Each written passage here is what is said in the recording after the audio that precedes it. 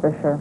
Well, Action 13's Marvin Zindler this week is taking us back 20 years to the beginning of the end of Texas's most notorious body house. It was the infamous Chicken Ranch, and it has now become a part of Texas lore. Despite all the Hollywood hoopla and Broadway ballyhoo about the best little whorehouse in Texas, the Chicken Ranch was not just a piddly, squat old country place.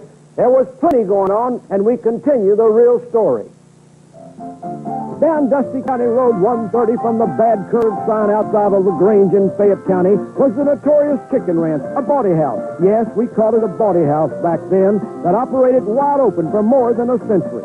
It's illegal to operate a house of prostitution in Texas, and past history shows they cannot function without someone in authority protecting them.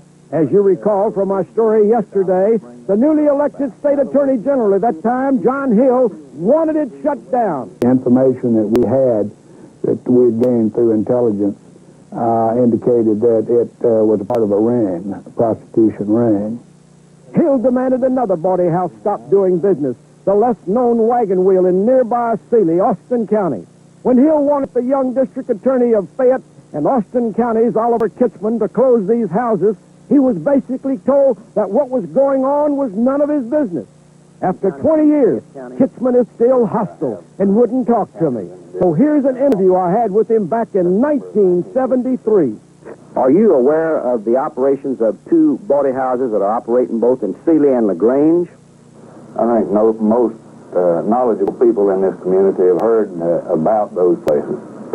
As district attorney, have you ever tried to close these places down either in a civil injunction or by a criminal raid of any kind? No, sir. Frankly, we have never had any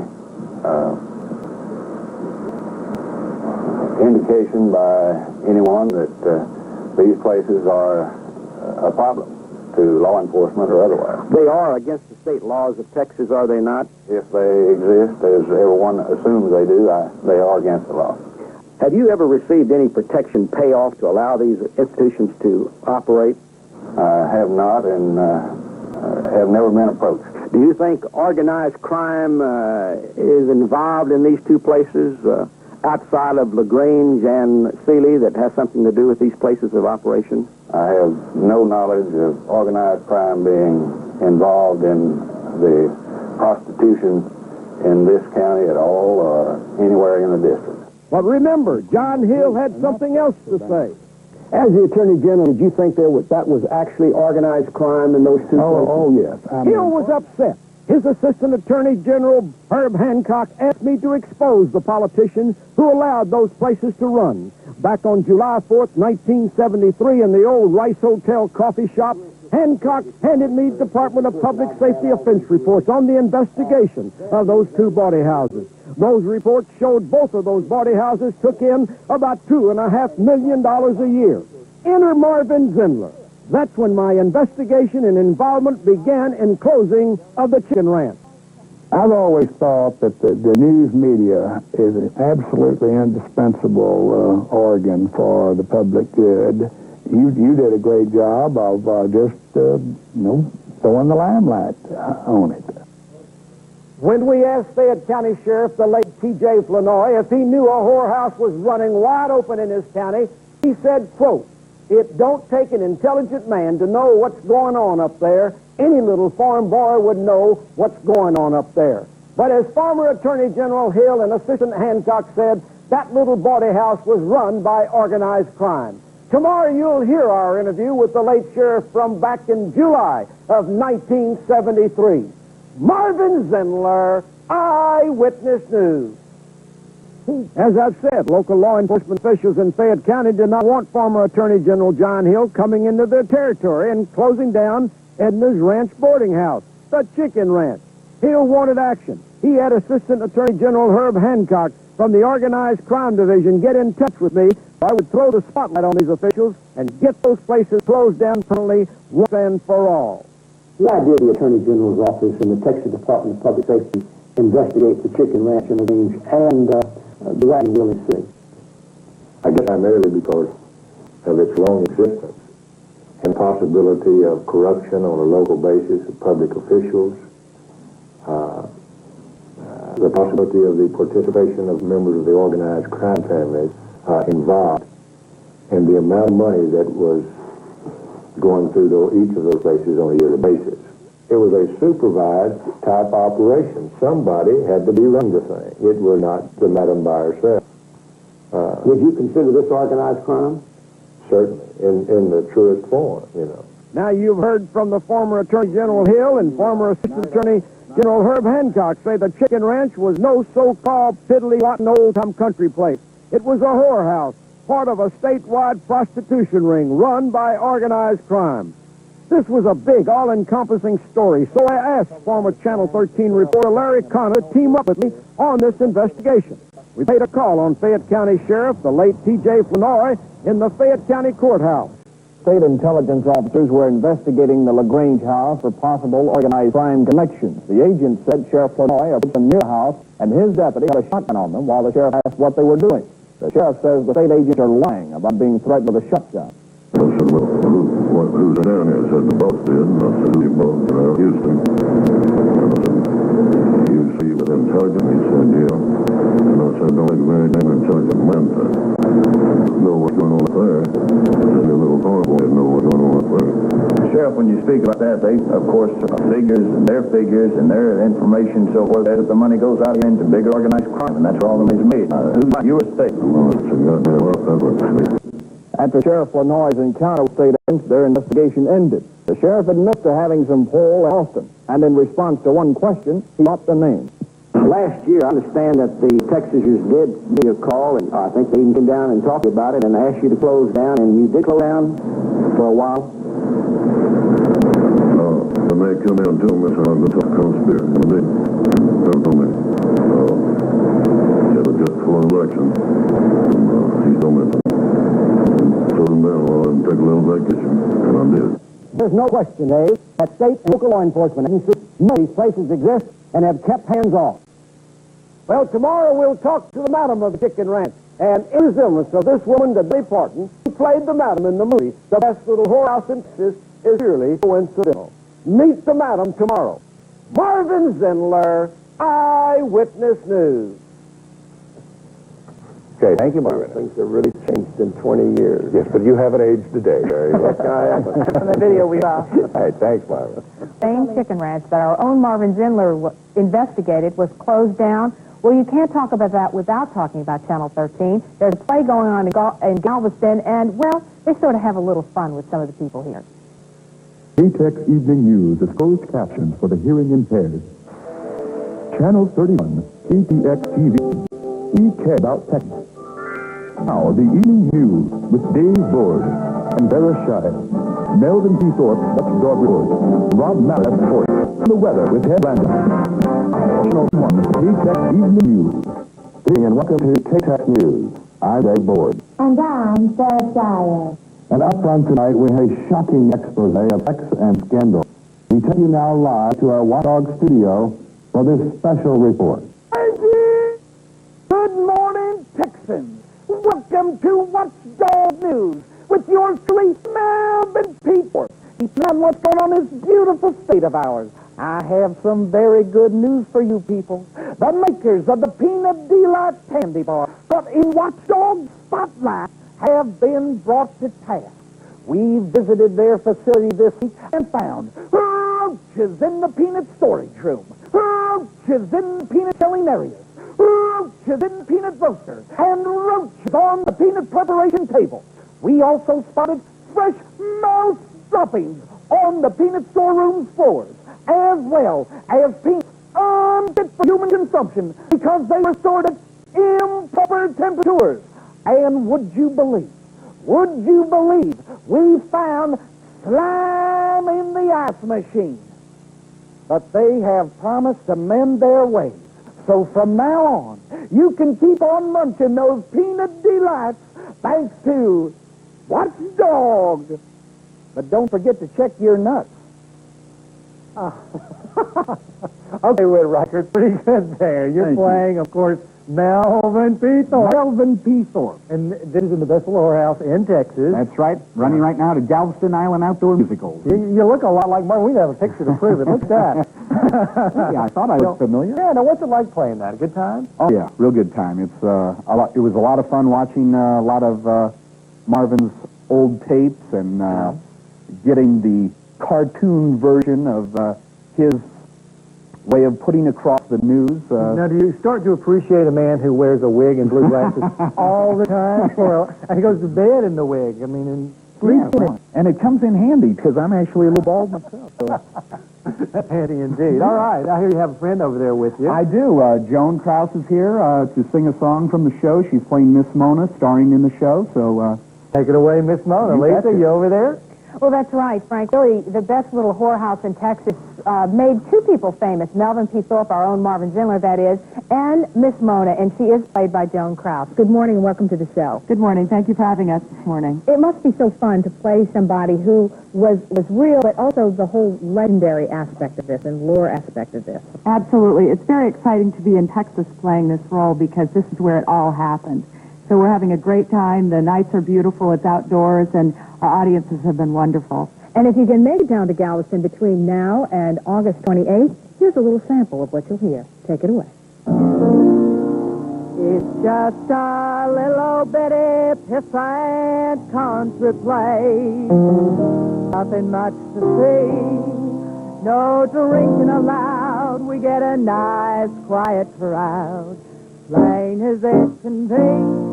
It's just a peddler's squatting old-time country place. Nothing too high tone, just life's goodwill, and maybe one small thrill. But there's nothing dirty going on. I don't hide no married girls, they're not on the ball. They got homes and husbands, they're not stable at all. They don't understand a single thing about a proper business day. Now what's the point of opening up the store if you give the goods away? I don't give them goods away, it's just a little bitty pissant country place. Nothing much to see, no drinking allowed, we get a nice white crowd, plain as it can be. It's just a peasant garden, old-time country place. Nothing too unknown, just lots of goodwill and maybe one small thrill. There's nothing dirty going on. Nothing dirty going on.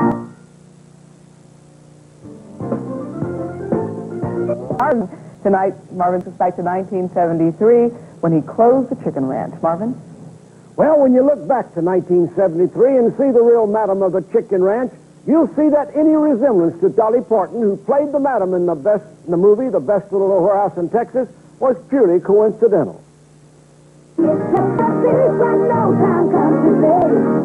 Hollywood hoopla took liberties with the story of the chicken ranch. The fictional madam, Miss Mona, was in real life Miss Edna Milton, who ran Edna's Ranch boarding house, the Chicken Ranch. My colleague, Larry Connors, asked her what kind of business she was running. I have a boarding house here. Is that all it is? It's enough. You're not operating a house of prostitution? Whether I am or not doesn't come under the heading of your business. We thought differently, as I've reported this week. It became our business when former Attorney General John Hill wanted this boarding house part of a statewide prostitution ring run by organized crime closed for good. When District Attorney Oliver Kitzman wouldn't cooperate with Hill, when Fayette County Sheriff the late T.J. Flournoy turned the other way, Assistant Attorney General Herb Hancock asked me to shed the spotlight on it. Intelligence files from state law enforcement agencies in our investigation estimated that illegal revenue derived from both the chicken ranch and the wagon wheel came to $2.5 million, nearly $3 million a year. Remember, the year was 1973. There was an average of 100 cars a night, 3 customers a car, spending a minimum of $20 each. We asked Miss Melton who got the money.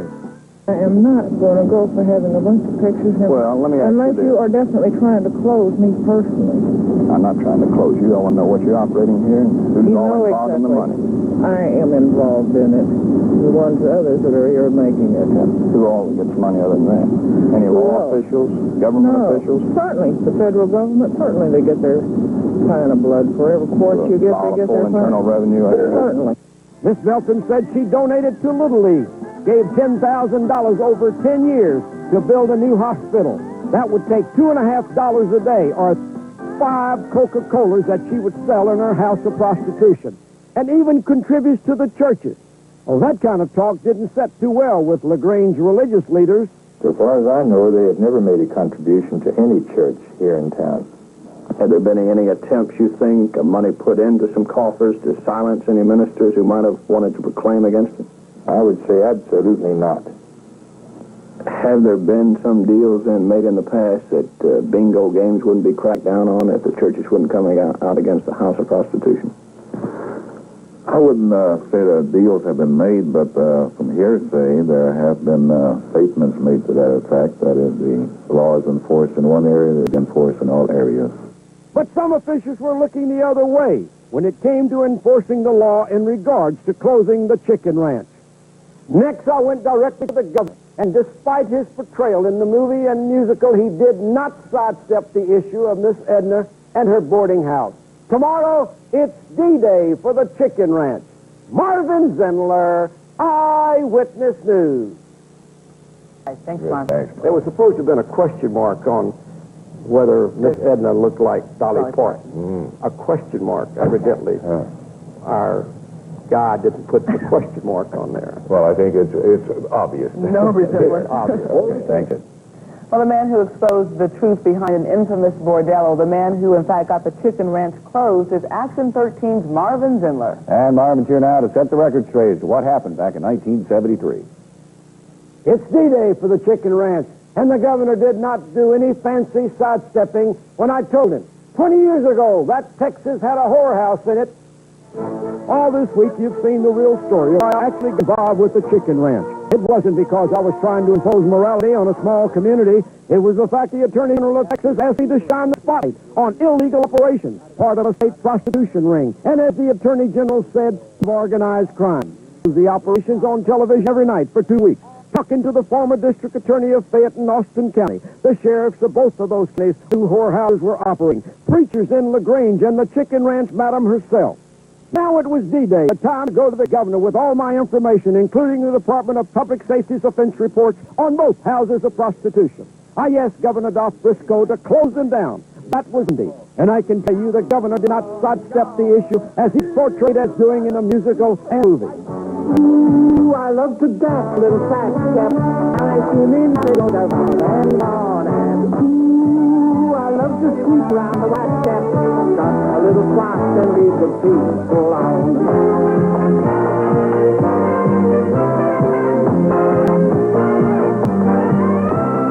a little swat and leave the people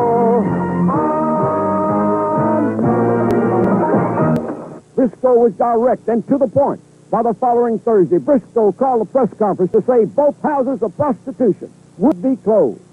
Colonel Spear, I'm sure he's advised you that Sheriff Benoit today advised the Department of Public Safety that in response to Colonel Spear's call of Monday that the chicken ranch at LaGrange is permanently closed. 18 months later, in December of 1974, I went back to LaGrange to show that the business economy was good and didn't suffer from the closing of the chicken ranch, as many in the community had complained.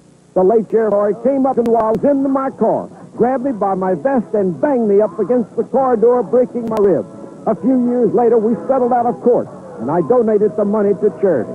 So there you have it, the real story of a statewide prostitution ring run by organized crime while public officials looked the other way. Even though the real chicken ranch is closed, the best little whorehouse in Texas lives on in Texas lore. Movie reruns and musicals like the one in Galveston running through August 27th.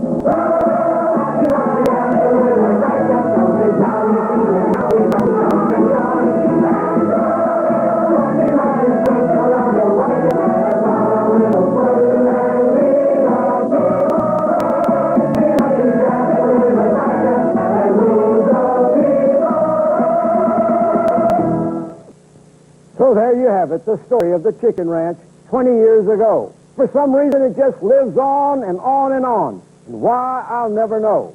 However, I know one thing. Thousands and thousands of folks who have played in the movie and musical around the world have made lots of money off the closing of the chicken ranch. That is, except me. And I can assure you I never made a dime. Now, I wonder how much a lot of folks lost.